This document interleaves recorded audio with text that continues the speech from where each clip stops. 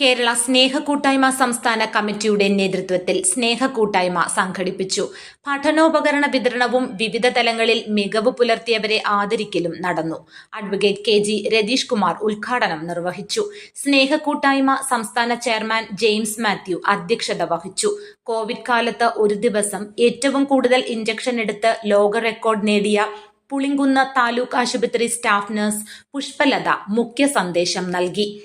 Professor Jerry Kurian, Thiruvalla കാർഷിക വികസന bank president advocate Prakash Babu, Thiruvalla sub inspector Vishnu, doctor Joseph Chacko, Pramod, സ്നേഹക്കൂട്ടായ്മ ട്രഷറർ ലാൽകുമാർ കിടങ്ങന്നൂർ എന്നിവർ സംസാരിച്ചു. വിവിധ തലങ്ങളിൽ മികവ് പുലർത്തിയ പുഷ്പലത, ലാൽകുമാർ കിടങ്ങന്നൂർ, സ്നേഹ സജി, സുദർശനൻ എന്നിവരെ ആദരിച്ചു. News bureau, Thiruvalla.